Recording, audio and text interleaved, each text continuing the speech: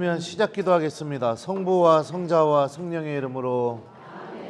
은총이 가득하신 마리아님 기뻐하소서. 주님께서 함께 계시니 여인 중에 복되시며 태중의 아들 예수님 또한 복되시나이다.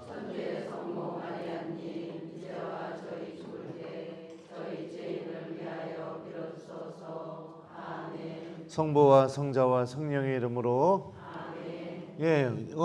오늘 코린토 1서 2장 시간이 남으면 3장까지 나가려고 좀 생각하고 있는데 여러분들이 읽어보셨어요? 네, 그래요. 지금 코린토 교회에 벌어진 문제가 뭐죠? 네, 파벌이 생겼어요. 파벌이. 자기들 끼리끼리 우리 편에 안 속한 자매는 밥 먹을 때도 안 껴주는 거예요. 미사에 와서 지금으로 따지면 앉을 때도 같이 안 앉아요.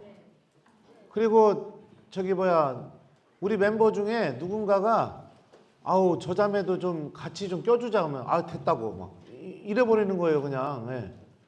이런 일이 벌어진 겁니다. 코린토 교회 안에서.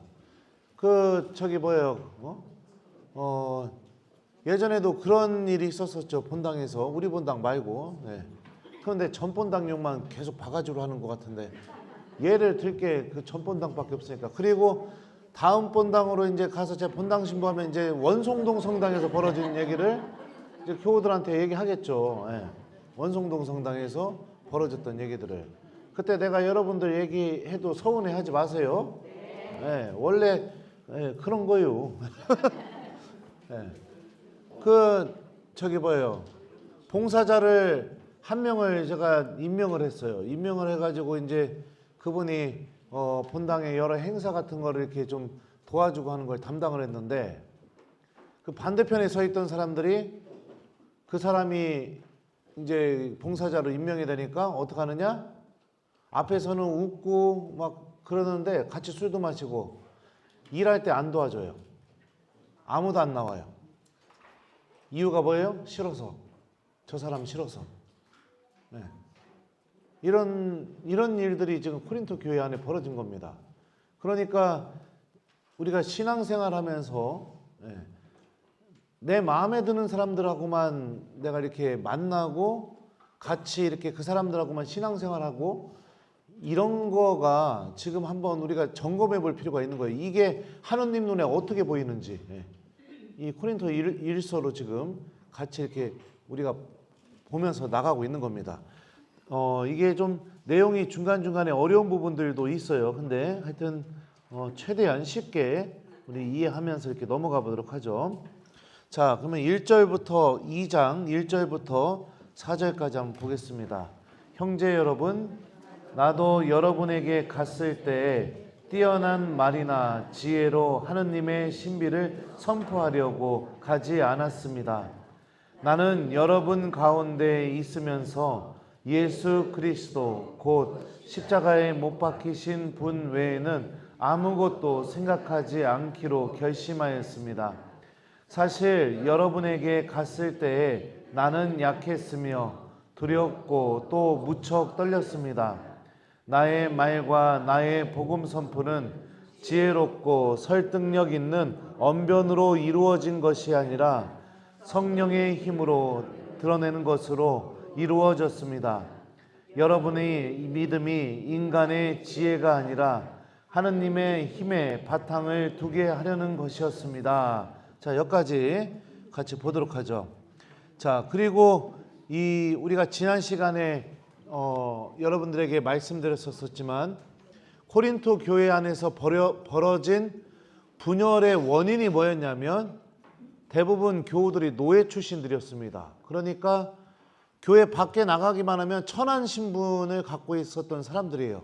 근데 참 신기한 게 뭐냐면은 자기가 세상 안에서 어려움을 겪게 되다가 교회에 모이면은 서로 위로해주고 힘을 불어넣어주고, 그래 우리 세상에서는 천대받고 살지만 우리 여기 성당 안에 와서는 우리 하느님의 은총을 받고 또 일주일 동안 살아갈 수 있는 힘을 얻자. 너 그동안 종로로 다느냐고 힘들었지? 우리 같이 힘내자. 모이면 사람들이 이럴 것 같죠? 안 그래요.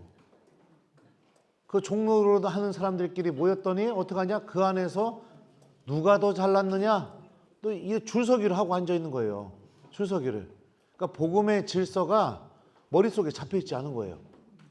제가 동창신부님들 교포 본당 이렇게 하고 있을 때 제가 방학 지내러도 이렇게 가보기도 하고 그랬었는데 뭐 최근에도 또 교포 본당 가서 성령대회도 해주고 그랬었는데 거기는 참 신기한 게 뭐냐면요. 밥을 한 끼 먹으려도요. 이게 굉장히 조심스러워요. A라는 사람, B라는 사람, C라는 사람 요 세 명이 친해요. 식사를 하고 싶어요. 예, 아니지, 그치. 내가 A라는 사람과 B라는 사람 둘하고 친해요. 그래서 얘네들 둘이 불러서 식사를 하고 싶어요. 근데 B하고 C가 원한 관계예요. 그럼 어떻게 하느냐? A하고도 한번 만나야 되고 B하고도 한번 만나야 되는 거예요. 예. 그리고 A하고 B가 나랑 친해요. 같이 밥 먹고 싶어요. 근데 C라는 사람은 B하고는 친한데 A하고는 원한 관계예요. 예. 그럼 막 이게 무진장 밥 한 끼 먹는 것도 계산하고 따지고 막 그래야 되더라고요. 예. 이래요, 막 서로. 그리고 또 어떤 본당 같은 경우는 갔더니 그 나라에서 자국민이 아니기 때문에 당연히 무시당하고 천대받죠. 한국 사람들이. 한국 본당 안에서는 어떻게 하느냐? 누가 더 돈이 많으냐? 이걸로 또 줄 세우게 하는 거예요. 어떻게 줄 세우냐? 돈 열심히 벌어가지고 교우들한테 펑펑 쓰면서 교우들을 내 편으로 만드는 겁니다. 줄 세우게 하는 거예요. 서로 아껴주고 위로해주고 힘을 불어넣어주고 그래야 되는데 이 성전이 그렇잖아요. 예수님의 품이잖아요. 품. 이 품에 들어와서 내가 너희를 사랑한 것처럼 너희도 서로 사랑하여라. 이걸 실천해야 되는데 이걸 실천하지 않는 거예요. 성당에 와서 오히려 더 상처받는 겁니다. 성당 사람들이 오히려 더 험담을 해요.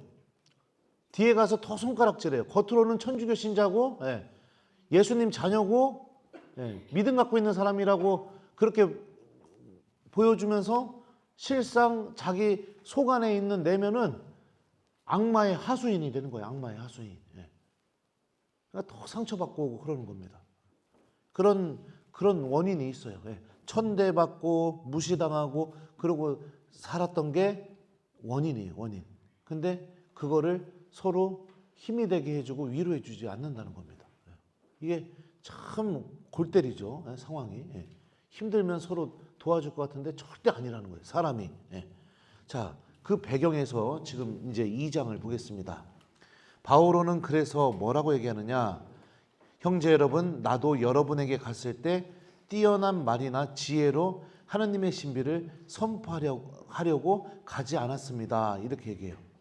여기서 나도라고 합니다. 나도. 그러니까 나 역시 얘기하는 거예요. 그러면은 1장에서 했던 내용의 바오로도 나도 별반 다르지 않습니다. 이렇게 동의하는 거죠. 나 역시, 나 또한, 나도. 이게 뭐예요? 1장에서 뭐라고 얘기했었죠? 하느님께서는 지혜롭다는 자들의 지혜를 부수어버리기 위해서 이 세상에 어리석은 것을 선택하셨고 하느님께서는 강한 것을 부끄럽게 여기시려고 이 세상에 약한 것을 선택하셨고 하느님께서는 있는 것을 무력하게 만들려고 이 세상에 비천한 것과 천대받는 것, 없는 것을 선택했다. 그 비천한 것들, 천대받는 것들, 그 약한 것들, 없는 것들이 누구냐? 바로 여러분이다. 코린토 신자들이다. 그러니까 여러분들은 세상 사람들이 그렇게 지혜를 갖고 있고 돈도 많고 힘도 많고 그렇게 능력을 갖고 있으면서도 자신의 영혼이 구원으로 걸어나가지 못하는 선택들을 하고 있다는 것을 세상 안에서 보여주는 하느님의 거룩한 도구이다. 그러니까 누가 더 잘났네 이럴 필요가 없다. 이미 다 하느님께서 여러분들 각자를 가장 소중하게 사용하고 계시다. 지금 여기 1장에서 이 얘기까지 했잖아요. 그죠? 그리고 나서 바오로가 뭐냐? 나도, 나 역시. 이러니까 바오로가 이 표현을 통해서 뭘 얘기하고 싶은 거예요? 나도 형편없는 사람입니다. 나도 없는 사람입니다. 나도 천대받는 사람입니다. 나도 약한 사람입니다. 나도 능력이 없는 사람입니다. 이렇게 얘기하는 거예요. 나 역시. 예. 자, 그러니까 나도 여러분에게 갔을 때 뛰어난 말이나 지혜로 하느님의 지혜를 선포하려고 가지 않았습니다. 자, 바울은 어떻게 하느냐? 내가 갖고 있는 능력으로 하느님의 신비를 전하려고 하지 않았습니다. 이렇게 얘기하는 거예요. 내가 갖고 있는 능력으로 하느님의 신비를 전한다는 게 뭐예요? 네? 유창한 말솜씨 아니면 또 또 뭐라고 할까요? 네. 뭐 내가 갖고 있는 내 힘 막 그런 걸로 하나님의 신비를 전하려고 하지 않은 거죠. 이게 예를 들면은 또 이런 얘기를 하면은 또 신부님들한테 욕을 바가지로 먹을지 모르겠는데 이제 어떤 신부님들은 이거는 제 얘기가 아니라 주교님께서 사제 연수 때 신부님한테 하셨던 말씀이기도 해요. 교우들을 안수를 해줄 때 어떻게 하느냐? 어떤 신부님은 머리 위에다 이렇게 손만 딱 얹고 마음속으로 기도하면서 이렇게 안수해줘요. 근데 어떤 신부님은 어떻게 하느냐? 안수해주기 전부터 먼저 십자가로 강복을 때리고 그 다음에 탁 이렇게 해서 올리면서 막 축복의 말을 막 입으로 해줘요. 막. 네. 또 어떤 신부님은 또 여러분 또 이거 말고 또 안수를 또 어떤 방법으로 또 받으신 적 있나요?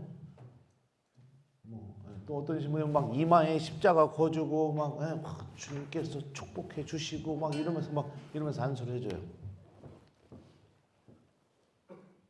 안수는 하느님의 은총을 얻는 행동이죠. 그죠? 그러면은 안수를 가장 잘하는 방법이 뭘까요? 신부님 입장에서 교우들 머리에 손을 얹고 하느님의 은총이 내리기를 청하는 마음으로 가만히 있으면 됩니다.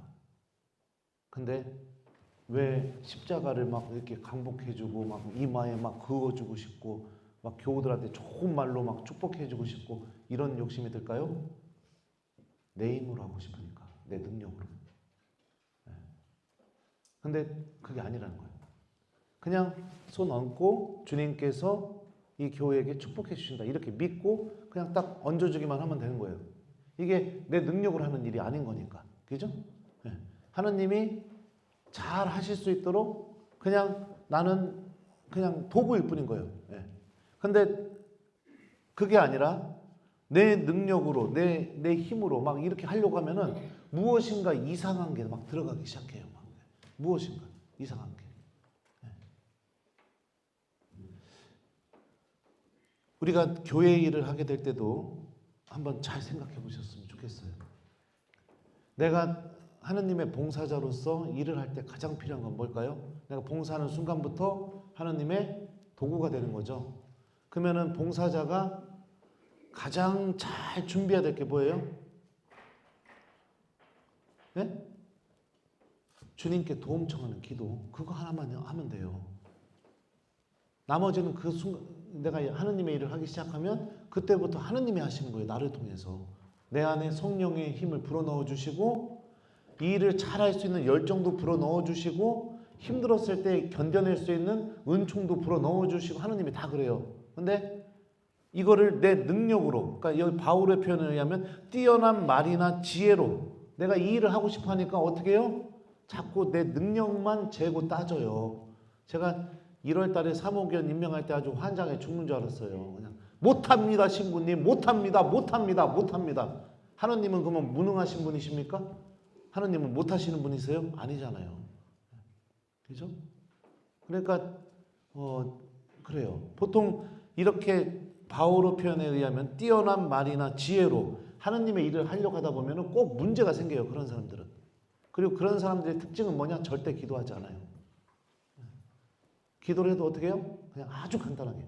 물론 그 간단한 기도가 아무 의미가 없다 이건 아니에요. 근데 중요한 건 뭐냐면 하느님께 의지하는 마음 자체가 없다는 거예요. 모든 것을 시작할 때 내 능력으로만 하려고 하니까. 그러니까 문제가 생기죠. 하여튼 바울은 그래요. 하느님의 신비를 뛰어난 말이나 지혜로 선포하려고 하려고 하지 않았다. 왜요? 나 역시 천대받는 사람이고 나 역시 코린토 교우들처럼 없는 사람이고 약한 사람이고, 예. 그러니까 그냥 내 모습을 그냥 있는 그대로 주님께서 사용하실 것이다. 그 믿음과 함께 갔다는 것을 여기서 얘기합니다. 자, 여기서 신비라는 단어가 나오는데 이 바오로 서간에서 신비라는 것은 뭐냐면요. 어떤 것을 의미하느냐? 감추어져 있던 하느님의 계획이 드러나게 되는 거. 이거를 신비라고 합니다. 예. 특히 감춰져 있다는 것은 뭐냐? 성경 어디에도 쓰여져 있지 않은. 예. 그러니까 성경은 여러분들 이미 계시된 말씀이잖아요. 그죠? 계시된 말씀 그 어디에도 드러나지 않고 있지만, 예. 그 드러나지 않았던 그 하느님의 계획과 뜻이 새롭게 드러나게 되는 거. 이거를 신비라고 해요. 바오로 시대 때 성경은 뭘까요? 구약 성경이에요. 우리가 갖고 있는 신약 성경 바오로 시대 때는, 예, 아직 만들어지지 않았습니다. 신약 성경에서 제일 먼저 쓰여진 성경이 뭘까요? 테살로니가 1서. 제가 지금 정확히 연도를 기억 못 하는데 50년경인가? 예, 그때 40년경인가? 예. 테살로니가 1서가 신약 성경에서 제일 먼저 쓰여져요. 제일 먼저. 예. 하여튼 그래요.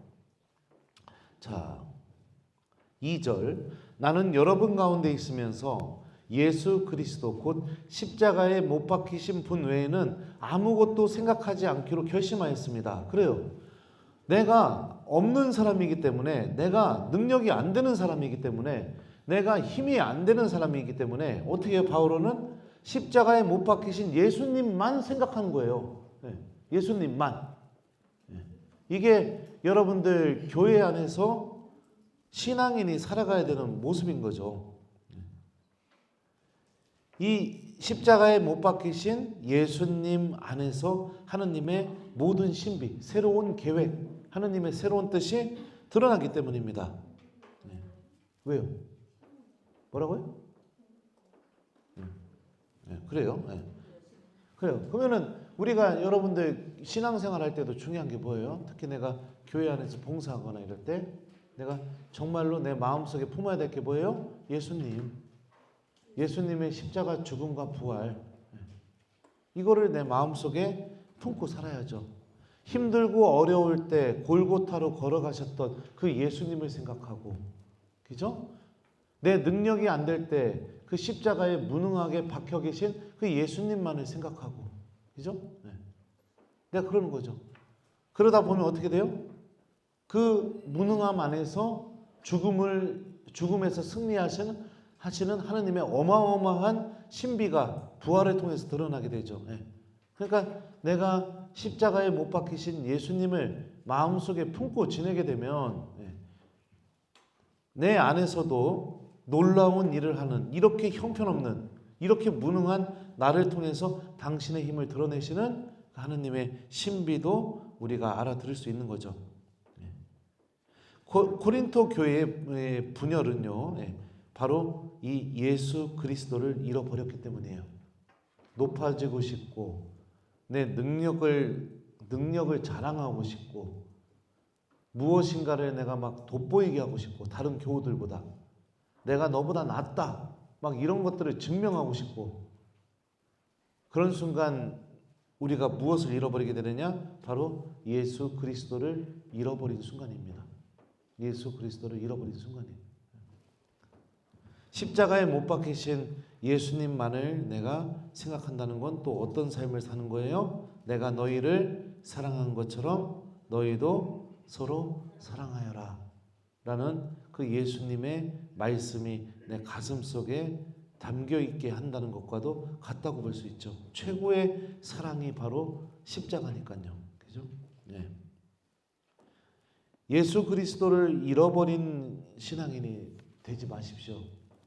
잃어버리게 되면 어떻게 되느냐? 내가 분열의 씨앗이 됩니다. 분열의 씨앗. 이런 분들은 어떻게 하느냐? 레저 하러 와서 탁, 예를 들어서 가방을 새로 샀어요. 그럼 내려와서 어떻게 하느냐? 올려놓고 성부와 성자와 성령으로 묵주기도 할 때도 막 전능하신 천주성부 천지의 창조주를 저런 민간 그 애아들 우리 예수 이거 봐달라고. 나 이거 샀다고. 이러고 앉아있어요. 신앙인이 여러분들 자랑해야 될 게 뭘까요? 예수님 한 분밖에 없는 거예요. 신부님이 가장 빛나는 모습이 언제일까요? 1번 성탄제 할 때 수단 입고 춤출 때. 2번 기타 치면서 노래 불러줄 때. 3번 노래방 가서 휴지 풀고 막 돌리면서 막 교우들하고 놀 때. 4번 식당에서 막 교우들하고 소주 마시고 막 으쌰으쌰 할 때. 5번 말씀을 제대 위에서 선포하고 성체를 들어올리고 그럴 때. 몇 번이에요? 네. 왜 그때가 신부님이 가장 빛나요? 예수님의 모습이 나오니까. 미사 드릴 때 신부님이 그 어떤 것이 나를 돋보이게 하려고 하는 게 어디가 있어요? 경본에 쓰여지는 거 그대로 읽으면서 기도하는 마음으로. 그러니까 내가 아무것도 꾸미지 않은 내 모습인 거예요. 네. 그 모습으로 미사를 드리는데, 물론 그 중에는 또 어떤 신부님들도 있어요. 내가 신학교에서 신학생들 가르치다 보니까 환장할 때가 있어요. 막 예를 들면은 이렇게 너희는 모두 이것을 받아 먹어라. 이는 너희를 위하여 내어준 내 몸이다. 경본에 이렇게 하면 고개를 숙인다.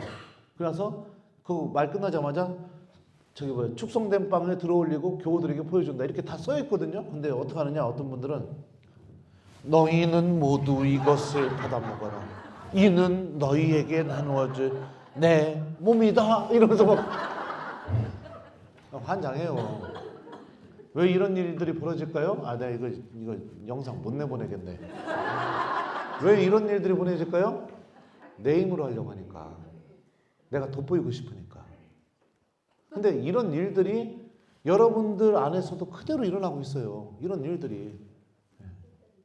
쓰잘데기 없는 거에 힘 놓고 있다고요. 쓰잘데기 없는 거에. 결국에는 없어지고 말 것에. 내 믿음의 본질이 아닌 것에. 신앙인은 가슴속에다 무엇을 담고 살아야 되느냐? 예수님. 예수님이 나를 통해서 드러나게 하는 거. 그게 어떻게 해서 드러나게 돼요? 희생하고. 그죠? 사랑하고, 나누어주고, 용서하고, 험담할 때 내가 멈추고, 이런 모습을 통해서 예수님이 드러나는 거죠. 도대체 나는 무엇을 드러내고 있어요? 교회 안에서, 이 성전 안에서. 여기 오면은 한번 이런 것들을 좀 생각을 좀 해보세요. 바오로가 이렇게 얘기하는 거죠. 나는 십자가에 못 박히신 예수 그리스도 외에는 아무것도 생각 안 한다. 왜요? 나는 그만큼 형편없는 사람이니까. 난 그만큼 갖고 있는 게 없는 사람이니까. 난 그만큼 천대받고 있는 사람이니까. 사도들 중에 바오로는 여러분들 예수님한테 직접 부르심 받은 사람 아니에요? 공생할 때. 그죠? 그러니까 사도들 쪼르륵 모여있으면 바오로 마음이 어땠겠어요? 그죠? 다 예수님 갈릴레아에서 십자가에 못 박히시기 이전에 이미 3년, 그러니까 3년이라는 이 시간을 12사도는, 그러니까 11사도는 다 공유하고 있는데 주님께 직접 부르심 받고 나를 따라오너라 이 소리 듣고서 부르심 다 받은 사람들인데 바오로만 거기 딱 앉아있다고 생각해봐요. 그죠? 그러니까 바오로는 자기가 정말로 마음에 품어야 될 거는 예수님 한 분밖에 없구나. 이것을 이렇게 깨달았겠죠. 네. 자, 그러면은 이 갈라티아서 2장 19절부터 20절 말씀 제가 읽어드릴게요. 나는 하느님을 위하여 살려고 율법과 관련해서는 이미 율법으로 말미암아 죽었습니다. 나는 그리스도와 함께 십자가에 못 박혔습니다. 이제는 내가 사는 것이 아니라 그리스도께서 내 안에 사시는 것입니다. 내가 지금 육신 안에서 사는 것은 나를 사랑하시고 나를 위하여 당신 자신을 바치신 하느님의 아드님에 대한 믿음으로 사는 것입니다. 이렇게 갈라티아서에도 이렇게 얘기하잖아요. 예수님이 내 안에 살고 있습니다. 나 예수님에 대한 믿음으로 살고 있습니다. 이렇게 얘기하죠. 코린토 교회에 분열이 일어난 거는 코린토 신자들이 예수님에 대한 믿음으로 살아가는 삶을 잃어버렸기 때문입니다. 마음속에 예수님은 없고 뭐 생기면 이거 어떻게 자랑할까? 가서 이거 어떻게 자랑할까? 어떻게 해야 제 코를 납작하게 해줄까? 막 이것밖에 없는 거예요. 막 성당이 그냥 옷 자랑하는데, 자식 자랑하는데, 손주 자랑하는데, 가방 자랑하는데, 모자 자랑하는데, 신발 자랑하는데, 양말 자랑하는데, 성당이 이런 곳인 거예요. 이런 곳.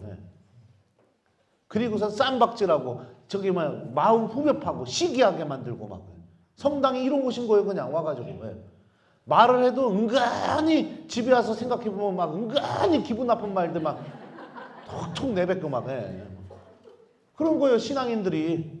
왜 그래요? 내 마음속에 예수님이 없어서. 그러니까 자신이 그런 불행한 자신의 영혼의 모습을 봐야 되는데 그러지 못하는 거예요. 말할 때도 막 어떤 분들은 아주 상대방 마음을 후벼 파는 말을 막 하는 사람들도 있어요. 막 아주. 본인은 옳은 소리 한다고 하지만은 옳은 소리가 중요한 겁니까? 사랑이 안 담겨 있는데. 와가지고 막 오랜만에 막 머리 좀 하고 막 그리고 예수님 보여주려고 이쁘게 갔더니 탁 보더니 아이고 머리가 왜 이렇게 그냥 저기 뭐야 돼지털처럼 꼬부라졌어. 막 말을 해도 막 사랑이 안 담겨 있어요. 예수님을 품지 않은 이들은 말과 행동이 그래요. 말과 행동. 자, 보죠. 3절. 사실 여러분에게 갔을 때 나는 약했으며 두렵고 또 무척 떨렸습니다. 자, 여기서 약하다라는 이 단어는 이 그리스말 성경을 보면 원래 병을 의미해요. 병들다, 병. 근데 이걸 직역하면 나는 저기 뭐요? 병들었으며 두렵고 무척 떨렸습니다. 이렇게 직역이 되는데 대부분의 성서학자들은 두렵다, 그 다음에 떨렸다 이 단어의 문맥과 함께 연결지어서 보게 될 때 나는 여러분들에게 갔을 때 약했다 이걸 의미하는 단어가요. 용기를 잃어버렸다, 기가 죽었다 이렇게 해석을 합니다. 그러니까 나는 여러분에게 갔을 때 용기를 잃어버렸고 두렵고 무척 떨렸습니다. 또는 나는 여러분에게 갔을 때 기가 죽었고 두렵고 무척 떨렸습니다. 이런 의미로 성서학자들이 이 부분을 이렇게 이해합니다. 왜냐? 바오로는 이미 아테네에서 선교하는데 실패를 경험했었어요. 그죠? 네. 그리고 이 코린토라는 도시에서 사도행전을 읽어보시면 아시겠지만 예수님께서 이 도시에 내 백성이 많다. 멈추지 말고 계속 말하여라. 아무도 너를 건드리지 못할 것이다. 이렇게 주님께서 말씀해 주셨고 바울은 이 말씀에 순명하면서 복음을 전하기 시작했었습니다. 중요한 건 뭐냐면은 내가 아무것도 아닌 존재라는 것을 인정하게 될 때 비로소 하느님께서는 우리 안에서 새로운 일을 시작하시게 됩니다. 성경에 나오는 모든 인물들이요, 대부분의 인물들이 자신이 약하고 아무것도 아니고 아무 능력도 없다라는 것을 깨닫게 됐을 때 보통 하느님께서 그들을 만나 주시고 그들에게 힘을 불어넣어 주셨어요. 대표적인 예가 누굴까요? 엘리야. 바알 예언자들하고 쌈박질하고 나서 저기 뭐요, 그 이즈벨이 죽이려고 하니까 저기 하느님의 산 호레브로까지 막 달려가잖아요. 그래서 거기서 누워가지고서 나는 이제 아무 예언자는 나밖에 없다. 이제 나는 저기 뭐야 그 이즈벨이 날 죽이려고 하니 어떡하냐 막 이러고 있으니까 하느님이 나타나시잖아요. 그죠? 고요 속에서 부드럽고 조용한 목소리로 엘리야에게 말씀하시면서 사명을 다시 내리시잖아요. 베드로 예수님 처음 만났을 때 어떻게 했어요? 자기가 물고기 전문가인데도 밤새 한 마리도 못 잡았습니다. 루카복음 4장에 의하면. 예수님이 베드로에게 깊은 데로 저어나가서 물고기를 던져라. 물고기가 아니죠. 그물을 던져라. 하고 그물을 던져서 잡았더니 물고기가 막 어마어마하게 잡혀요. 그러니까 베드로는 그 모습을 보면서 예수님한테 뭐라고 했어요?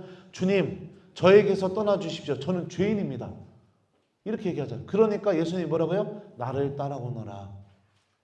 그러니까 내가 아무것도 아닌 존재라는 것을 하느님 앞에서 깨끗하게 인정하게 될 때 하느님께서는 그 사람을 불러서 새로운 사람으로 만드신다는 거예요. 자, 반대로 우리가 생각해 보게 되면 하느님 안에서 가장 위험한 상태가 어떤 상태일까요? 내 힘으로 다 할 수 있다고 생각하는 순간, 내 능력으로 다 할 수 있다고 하는 순간, 그 순간이 가장 위험한 상태인 겁니다. 왜요? 그때는 하느님께 의지하지 않으니까. 그러니까 신앙인이 가장 위험한 순간이 언제냐? 내 능력과 힘으로 다 할 수 있다 이렇게 생각하는 순간. 그러니까 여러분들 힘든 일이 생기게 되거나 내가 무능하게 느껴지거나 그럴 때 너무 좌절하지 마세요. 주님께서 내 안에서 새로운 일을 시작하실 수 있는 가장 좋은 상태이기 때문에 그렇습니다. 하나님은 그래요. 왜 힘든 일을 주시느냐? 제가 볼 때는 그런 것 같습니다. 기를 좀 팍 죽여놓으려고 그냥. 너 나 없으면 안 된다는 거 내가 하나님이 깨닫게 주시려고. 그래서 우리에게 힘든 일을 주시는 거고 고통을 허락하시는 것 같아요. 너 나한테 의지하지 않으면 너 절대로 안 되는 사람이라는 거 이걸 알려주고 싶어서 하나님이. 그렇습니다. 자, 또 보죠. 나의 4절, 나의 말과 나의 복음 선포는 지혜롭고 설득력 있는 언변으로 이루어진 것이 아니라 성령의 힘을 드러내는 것으로 이루어졌습니다. 여러분의 믿음이 인간의 지혜가 아니라 하느님의 힘에 바탕을 두게 하려는 것이었습니다. 네. 여기서도 보면은 바오로가 이야기하죠. 내 안에서 드러나는 힘은 바로 성령의 힘이다. 나의 복음 말씀은 성령의 도우심으로 선포되고 있는 말씀이다. 내 지혜와 나의 설득력 있는 언변, 이것이 중요한 게 아니다. 이렇게 바오로는 이야기하면서 왜 이러느냐? 코린토인들의 신앙이 굳건하게 예수님 위에 성령 하느님 안에 서 있게 하기 위해서 바오로는 언변과 지혜롭고 설득력 있는 언변으로 전하는 게 아니라 성령의 힘으로 전하고 있다. 이렇게 바오로가 얘기합니다. 하느님 말씀을 전하게 될 때 저도 많은 유혹을 받아요. 지혜롭고 설득력 있는 언변으로 교우들한테 이야기하고 싶어하는 그런 유혹을 많이 받습니다. 근데 그러려면 어떻게 하느냐? 실제로 제가 받았던 유혹이에요. 이 말씀을 어떻게 교우들에게 더 쉽게 얘기해 줄까? 이렇게 고민을 하다가 방법이 안 생기게 되면은 정답은 뭐예요? 주님께 도움 청하고 기도해야 되는데 어떡하냐? 예전에 어떤 일에 빗대어서 얘기할까? 어떤 일에 빗대어서 얘기할까? 이러고 앉아 있어요. 이게 뭐 하는 거예요? 언변과 지혜로 내가 설득력 있는 언변으로 지혜로 이야기하려고 하는 유혹을 받는 거죠. 근데 실제로 그렇게 준비해서 복음을 전하러 가죠. 근데 가는데 너무 신기한 건 뭐냐면 내가 지금 여러분들에게도 보여주지만 나 어제 새벽 2시까지 이거 다 썼어요. 저는요. 내가 보여줄게 내가. 이거 봐봐. 이거 봐봐. 한 20장 썼어. 저는요. 하나님 말씀 전할 때 절대 빈손으로 안 올라가요. 절대로 빈손으로 안 올라간다. 준비한다고요. 근데 너무 신기한 게 뭐냐면 뭔지 알아요? 이렇게 준비했는데 막상 복음이 제 입에서 나오기 시작하게 되면은요. 물론 이걸 준비했으니까 이 내용이 제 머릿속에도 어느 정도는 있겠죠. 근데 전혀 의도하지 않았던 말씀들이 막 입에서 튀어나오고 막 이래요. 그냥. 네. 그러면서 영혼이 그때부터 아는 거죠. 성령께서 도와주고 계시는구나. 네. 그래요. 네. 그리고 막 사람들한테 좋은 소리 듣고 싶은 유혹도 있죠, 분명히. 특강 끝나고 나면 막 교우들이 신부님 강의 좋았어요. 막 이런 얘기 해주면 참 좋죠. 예. 근데 그런 것도 유혹이라는 거를 깨닫게 해주세요. 내가 한 명의 신앙인만이라도 회개하면 되는 것이지 뭘 강의가 좋다, 뭐 너무 좋았다 이런 소리를 듣고 안 듣고가 뭐가 중요한가. 주님 당신께 봉헌합니다 이러고 와요. 지난주도 여러분들 강의 끝나고 아무도 나한테 신부님 좋았어요 이 소리 안 해줬어요. 그래도 성호경 긋고 그냥 사자간 올라가면서 주님 당신께 봉헌합니다 이러고 올라가요 그냥. 그런 거예요. 왜요? 이게 내 능력과 언변으로 하는 일이 아니라 성령께서 하시는 일이니까 거기에서 내가 무슨 평가를 받고 인정을 받을 필요가 뭐가 있어요? 나는 처음부터 원래 없는 것이었고 아무것도 아닌 것이었고 그냥 하느님이 쓰고 계시는 빗자루에 불과한 사람인데 빗자루가 이게 잘 쓸렸다고 빗자루한테 야 너 잘 쓸린다 야 이렇게 칭찬하는 사람이 어디 있어요? 그렇다는 거예요. 바울은 하느님의 말씀을 그렇게 대하고 하느님의 직분을 그렇게 대한다는 겁니다. 그러면 여러분들은 어때요? 어떠냐고요? 주님의 일을 마치게 되었을 때 어떠냐고 여러분들? 신부님이 수고했다고 말 안 해주면 교우들이 아무도 안 알아주면 여러분들 마음 어떠냐고요? 생각해 보세요. 저도 고단하고 외로울 때가 많아요. 그냥 속상할 때도 많아요. 근데 하느님한테 봉헌해요. 왜요? 나는 처음부터 원래 없는 것이었으니까. 아무것도 아닌 존재니까.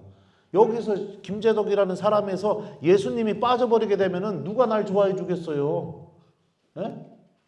누가 나를 막 존중해주고 누가 나한테 막 사인해달라고 사인 사진 찍자고 누가 그러겠어요? 누가? 그죠? 똑같아요. 우리들 안에서 예수님이 빠져버리게 되면 아무것도 아닌 거예요, 우리. 그러니까 내가 아무것도 아니라는 내 현실을 봤을 때 제일 중요한 건 뭐냐면 그러니까 내가 주님을 품어야 되고 그러니까 내가 주님께 의지해야 되고 그러니까 내가 하느님의 사람으로서 더 살 수 있도록 내가 노력해야 되는데 내가 아무것도 아니라는 이 민낯을 보게 되니까 어떻게 해요? 그러니까 가방 사고 그러니까 옷 사고 그러니까 막 이렇게 하고 남들 갖고 있지 못하는 거 내가 소유하려고 하고 이러는 거예요. 내 영혼이.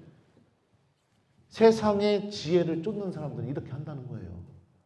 내가 아무것도 아니라는 것을 들키기 싫으니까. 들켜도 돼요. 원래 우리 아무것도 아닌 존재들이니까. 들켜도 된다고요. 거기에 예수님을 담으면 되는데. 그렇습니다.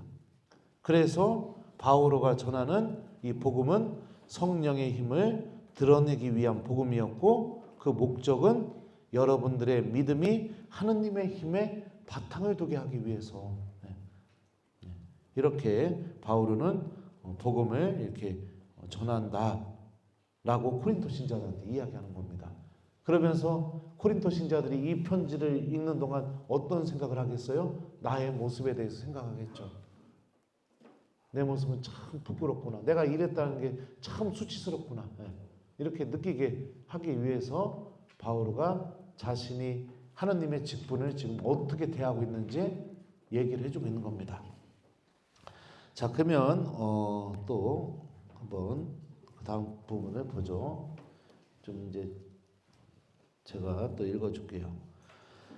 성숙한 이들 가운데서는 우리도 지혜를 말합니다. 그러나 그 지혜는 이 세상의 것도 아니고 파멸되어 있는 이 세상 우두머리들의 것도 아닙니다.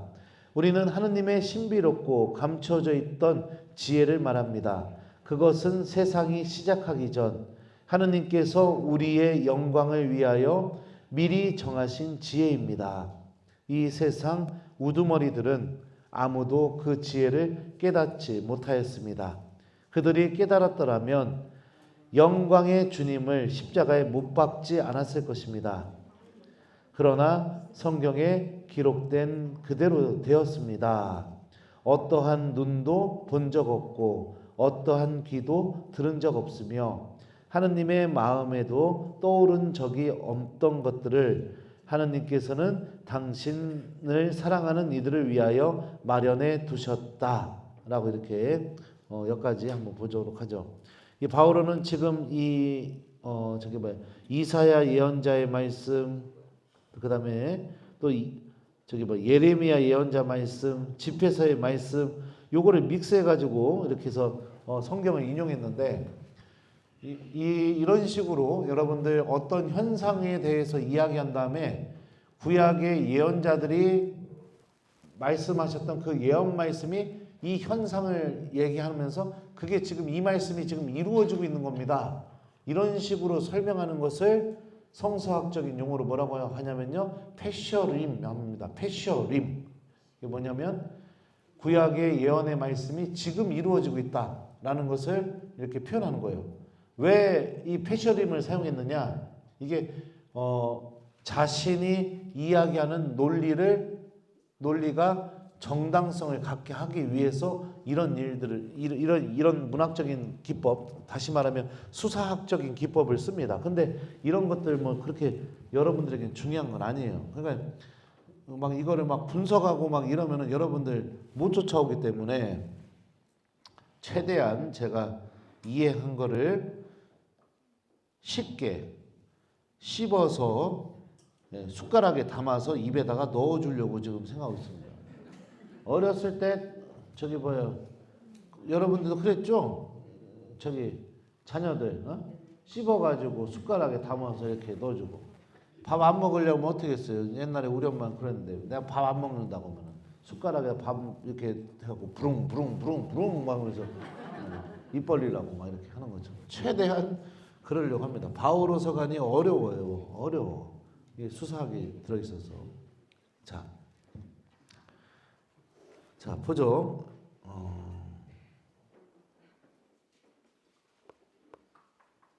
자, 6절, 7절 보면은요, 성숙한 이들에게는 우리도 지혜를 말합니다. 그러나 그 지혜는 이 세상의 것도 아니고 파멸되어 있는 이 세상 우두머리들의 것도 아닙니다. 우리는 하느님의 신비롭고 또 감추어져 있던 지혜를 말합니다. 그것은 세상이 시작되기 전 하느님께서 우리의 영광을 위하여 미리 정하신 지혜입니다. 자, 그러면은 이 지혜가 도대체 무엇이냐? 자, 잠깐만, 내가 여기다 적어놨는데, 이 지혜는 이 세상에 속하는 것도 아니고 세상이 시작하기 전부터 있었기 때문에 영원 속에서 존재했던 것이고요. 그리고 그 안에는 하느님의 신비가 담겨 있었던 것. 그리고 하느님께서 우리의 영광을 위하여 미리 정하신 그런 것들. 이게 여기서 말하는 지혜라고 볼 수 있죠. 그리고 바오로 사도는요, 이미 1장 24절에서 이렇게 얘기했죠. 이 하느님의 지혜는 바로 십자가에 처형되고 부활하신 예수 그리스도가 바로 이 하느님의 지혜다라고 1장 24절에서도 이미 얘기를 했었습니다. 자, 그러니까 우리는 성숙한 이들이라고 하잖아요. 신앙이 성숙한 이들은 어떤 사람들이냐? 바로 세상적인 지혜를 쫓는 사람들이 아니라 하느님의 지혜, 또 하느님의 영광을 위하여 미리 우리 정해졌던 그 지혜를 가슴속에 담고 살아가는 신앙인들이 바로 성숙한 신앙인들이라는 것을 바울은 여기서 이렇게 얘기한다고 볼 수 있습니다. 성숙한 이들은 하느님의 영과 하느님의 지혜로 그리스도 십자가의 메시지와 신비를 깨달은 그리스도인들, 다시 말하면 그리스도의 마음을 지닌 영적인 사람들을 가리킨다. 이렇게 학자들은 이렇게 얘기해요. 자, 그러면 십자가에 못 박히시고 부활하신 예수 그리스도가 하느님의 지혜다라고 이렇게 1장 24절에서 바오로가 얘기했었는데, 그 지혜가 지혜 안에 우리를 구원하시고자 하는 하느님의 구원 계획과 의지, 뜻이 그대로 담겨져 있죠. 십자가를 한번 생각해 보십시오. 자기를 죽이고 그 다음에 찌르고 욕하고 그러는 사람들 앞에서 예수님께서는 그들을 위해 기도하셨고, 당신께서 돌아가시게 됐을 때 성전 휘장이 찢어지면서 천국문을 열어주셨고 누구나 다 거룩함으로 나아갈 수 있게 그렇게 초대해 주셨죠. 그리고 또 요한복음의 여인들 저랑 했었나요? 그거 안 했구나. 예. 그 요한복음에 보면 군사들이 예수님 옷을 네 갈래 이렇게 찢어서 가져요. 로마인들이, 로마 군사들이. 성경에서 옷은 옷 주인의 삶과 정체성을 의미합니다. 그러니까 옷을, 내가 누군가의 옷을 소유하게 되었다는 것은 내가 그 사람의 그 주인의 삶과 정체성에 참여하게 됐다는 것을 의미해요.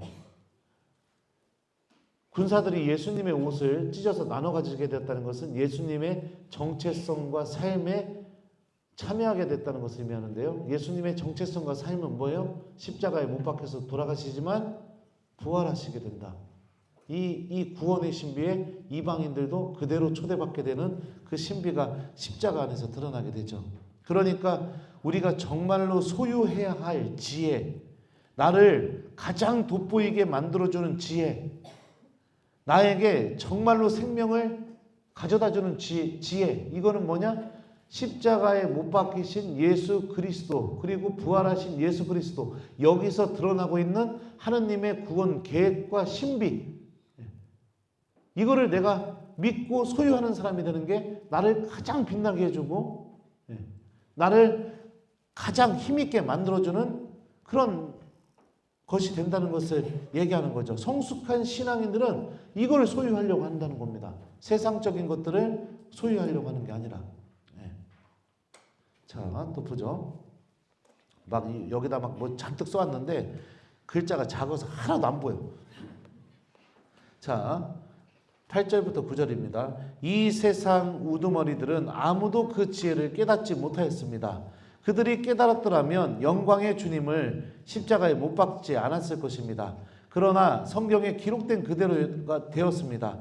어떠한 눈도 본 적이 없고 어떠한 귀도 들은 적이 없으며 사람의 마음에도 떠오른 적이 없는 것들을 하느님께서는 당신을 사랑하는 이들을 위하여 마련해 두셨다.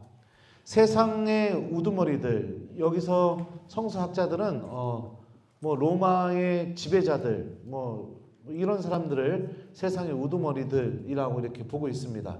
아무튼 세상 안에서 권력 있고 힘이 있고 코린토 교우들이 그토록 자랑하고 싶어하는 그런 부귀 영화를 누리고 있는 그런 사람들은 어떻게 하느냐? 이 지혜를 깨달을 수가 없다는 거예요. 깨닫지 못해요. 그러니까 여러분들 생각해봐요. 이 천안 원송동 지역에서 이 하느님의 어마어마한 지혜를 깨달은 사람들은 여러분들밖에 없는 거예요. 안 그래요? 네. 여러분들 어떠한 죄를 저질러도 하느님이 다 용서해줘요. 여러분들 용서를 청하기만 하면. 여러분들 죽으면 하느님께서 여러분들 당신 나라로 데려가실 거예요. 거기서 또 영원히 하느님과 영원한 행복 속에서 살아가게 될 거예요. 이거 깨달았잖아요. 근데 세상 사람들은 못 깨달아요. 이거 중요하게 여기잖아요. 이거를요, 뭐 예를 들면 터미널이나 서울역이나 이런 데 가면은 개신교 신자들이 막 떠들고 다니잖아요. 막 예수님 믿어 구원 받는다. 안 들려요. 의미 없다고 생각해요. 왜 그럴까요? 왜 그럴까요? 그 사람들? 네? 왜 그런지 나도 몰라요. 근데 그래요. 그럼 뭘 제일 중요하게 소중하게 여길까요? 돈. 네. 돈, 나를 돋보이게 하는 거, 내가 더 나은 환경에서 사는 거, 나의 삶의 조건이 더 좋아지는 거, 이게 세상 사람들, 세상의 우두머리들의 관심일 뿐인 겁니다. 그러니까 절대로 깨닫지 못하는 거죠. 신앙인들 중에서도 하느님의 이런 부르심을 받았음에도 불구하고 이 지혜를 깨닫지 못하고 있는 신앙인들도 많이 있어요. 허우적거려요. 그래서 예수님 안에 있으면서 자꾸 다른 것들로 채우려고 하면서 살아갑니다. 세상의 우두머리를 쫓아가려고 해요. 예수님 안에 있으면서. 안타까운 거죠. 그들이 깨달았다면 영광의 주님을 십자가에 못 박지 않았을 것입니다. 그죠? 예수님께서 끊임없이 얘기했었죠. 근데 어떻게 해요? 이들은 예수님을 결국에 십자가에 못 박아버렸죠. 이게 뭐를 의미해요? 예수님이 사라져버려야 내가 편안한 거예요. 예수님이 없어져 버려야 내가 편안한 거예요. 이런 유혹이 우리들 안에서도 그대로 나옵니다. 하느님이 내 삶 안에서 사라져 버려야 편안해요. 그러니까 하느님 찾지 않아요. 기도하지 않아요. 이런 게 있죠. 자, 그래서 어떠한 눈도 본 적 없고 어떠한 귀도 들은 적 없으며 사람의 마음에도 떠오른 적이 없는 것들을 하느님께서는 당신을 사랑하는 이들을 위하여 마련해 두셨다. 이 당신을 사랑하는 이들을 위하여 마련해 두신 바로 그것이 바로 예수 그리스도이시고, 그 예수 그리스도를 통해서 하느님의 모든 지혜가 우리들에게 주어지게 된다. 더군다나 그 지혜의 절정은 예수님의 십자가 죽음에서 결정적으로 드러나게 된다. 이런 것들을 바울은 지금 코린토 신자들한테 이야기하고 있는 겁니다.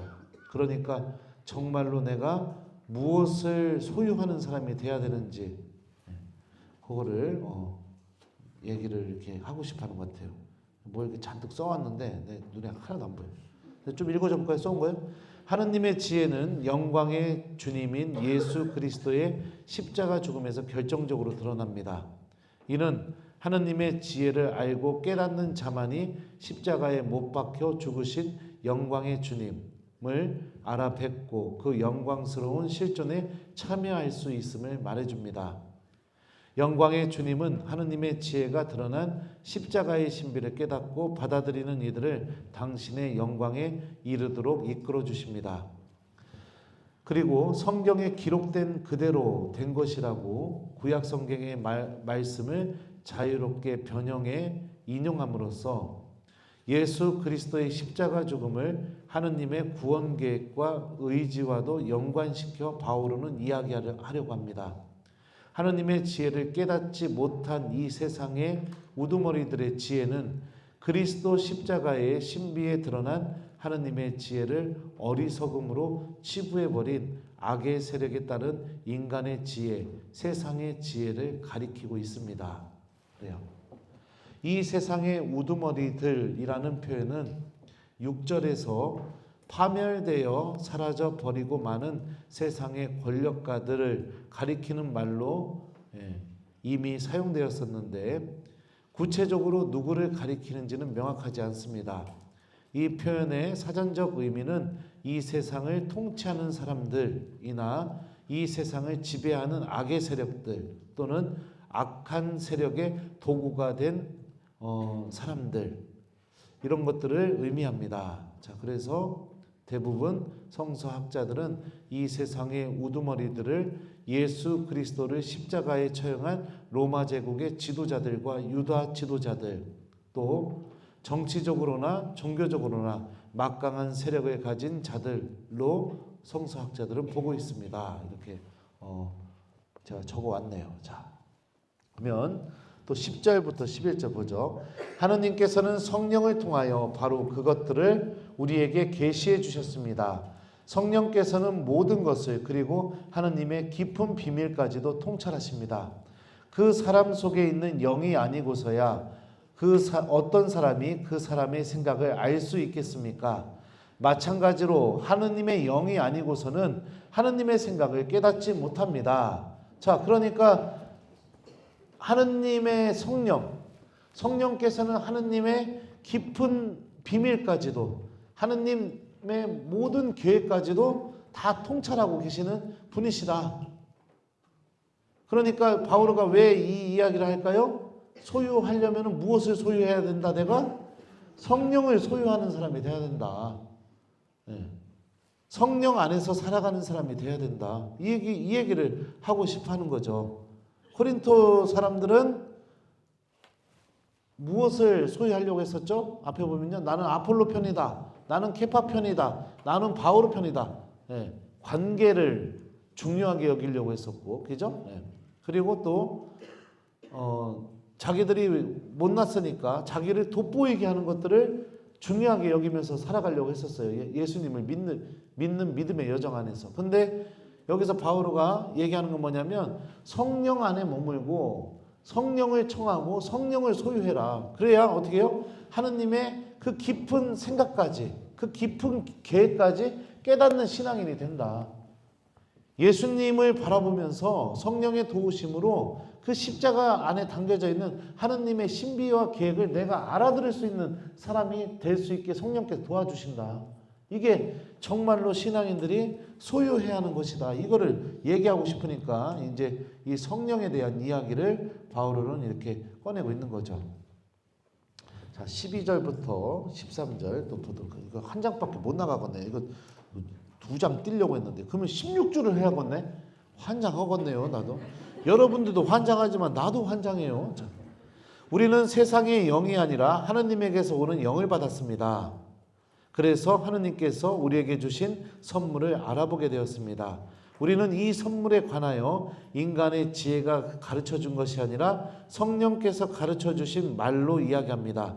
영적인 것을 영적인 표현으로 설명하는 것입니다. 자, 바울은 여기서 이야기하는 게 뭐냐면 그 성령을 우리는 이미 받았다. 네. 그리고 하느님께서 주시는 선물을 성령께서는 알아보게 해주신다. 이렇게 얘기하고 있잖아요. 그러니까 자꾸 지금 주님께서 나에게 어마어마한 것을 주셨는데 그 주신 것을 내가 그 주신 성령을 통해서 하느님께서 나에게 어떤 선물을 주셨을까? 이거를 내가 지금 찾고 묵상하고 기도하고 그런 사람이 돼야 되는데 자꾸 다른 것들을 붙잡고 채우려고 하니까 분열이 일어나게 되는 거죠. 네. 그러면 여러분들도 성령 받았어요? 안 받았어요? 그래요. 우리가 받은 세례가 뭐예요? 물과 성령으로 베풀어진 세례예요. 그죠? 네. 여러분들 성령을 다 받으신 분들입니다. 성령께서 여러분들 안에 다 은사들을 넣어주셨어요. 근데 그러면 나는 왜 그 은사가 내 힘을 드러내지 않게 될까요? 네? 복음을 전하지 않고 있기 때문에. 여러분들 사도행전을 보시면 성령의 은사가 무엇을 위해서 작용하게 되느냐? 궁극적으로 하느님 말씀을 전하는 데 사용이 돼요. 성령의 은사가. 예를 들면 성전에서 베드로와 요한이 기도하고 나오다가 안전뱅이가 돈 달라고 하니까 치유의 은사를 베풀잖아요. 나는 가진 것이 없어. 하지만 나는 돈이 없지만 내가 갖고 있는 것을 당신에게 주겠소. 나자렛 사람 예수 그리스도 이름으로 일어나 걸으시오. 그러니까 그 사람이 일어나서 걷게 되잖아요. 그러면서 자연스럽게 어떤 일이 벌어지게 돼요? 복음을 전하게 되는 일이 벌어지게 되는 거죠. 복음을 전하지 않으니까. 성령이 내 안에서 힘을 드러내지 않으시는 겁니다. 미사가 끝나고 집에 가도 그냥 예수님 말씀 듣고도 꿀먹은 벙어리로 가만히 있으니까. 주변에서 누가 천주교에 대해서 좀 관심 갖고 있는 것 같아도 꿀먹은 벙어리로 가만히 있으니까. 아무것도 하지 않고 있으니까. 그러니까 성령께서 주신 선물이 무엇인지를 모르는 겁니다. 예수님에 대해서 전하십시오. 여러분들 다른 것들로 여러분들을 꾸미고 드러내려고 하지 마시고 여러분들 안에 이미 하느님께서 주신 성령의 힘을 믿고 예수님을 전하는 사람이 되세요. 그러면 여러분들 가장 돋보이는 사람 될 겁니다. 가장 매력적인 사람 될 거예요. 이게 바오로가 지금 코린토 신자들한테 얘기하고 싶어하는 겁니다. 자, 그 다음에 또 14절부터 16절까지 또 보죠. 우리는 이 선물에 관하여 인간의 지혜가 가르쳐 준 것이 아니라 성령께서 가르쳐 주시는 말로 이야기합니다. 영적인 것을 영적인 표현으로 설명하는 것입니다. 영적인 사람은 모든 것을 판단할 수 있지만 그 자신은 아무에게도 판단받지 않습니다. 누가 주님의 마음을 알아 그분을 가르칠 수 있겠습니까? 그러나 우리는 그리스도의 마음을 지니고 있습니다. 자, 저는 이 마지막 이 말씀 우리는 그리스도의 마음을 지니고 있습니다. 이거를 좀 여러분들 한 주 동안 좀 간직하면서 사시면 어떨까요? 우리는 그리스도의 마음을 지니고 있습니다. 이 말씀 너무 마음에 들더라고요. 자, 그러니까 우리가요 성령께서 가르쳐 주시는 대로 그리고 우리가 모든 것을 판단하지만 이 판단은 성령 안에서 이루어진 판단이기 때문에 우리 자신은 그 누구에게서도 판단받지 않게 되는 그런 어마어마한 은총의 부르심을 받은 존재들이 바로 우리 코린토 신자들이다. 이렇게 바울은 얘기해요. 제가 이거 써온 것도 좀 한번 읽어드릴게요. 영적인 사람은 하느님의 영으로 충만하여 하느님의 영에 인도에 따라 살아가는 사람이기에 하느님의 영에서 오는 것들을 알고 받아들이며 모든 것을 판단할 수 있지만 그 자신은 아무에게도 판단받지 않습니다. 이는 영적인 사람은 아무렇게나 행동할 수 있다는 뜻이 아니라 오히려 성령의 인도를 받아 행동해야 한다는 것을 역설적으로 강조하고 있는 것입니다.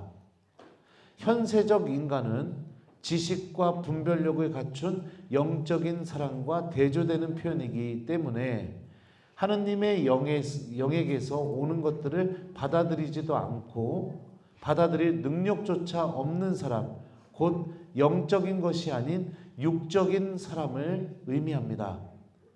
문맥적으로 볼 때 하느님의 지혜보다는 세상의 지혜를 선호하고 추구함으로써 하느님의 영을 받지 못한 사람을 의미합니다. 이렇게 제가 이렇게 써왔어요. 그러니까 현세적인 인간은 어떤 사람이냐?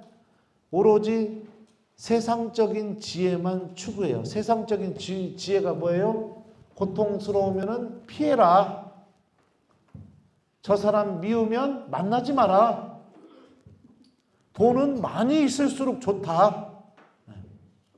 이런 인문학이나 이런 데서 이야기하는 것들, 스님들이 이야기하는 것들 다 세상적인 것들이죠. 세상적인 지혜들.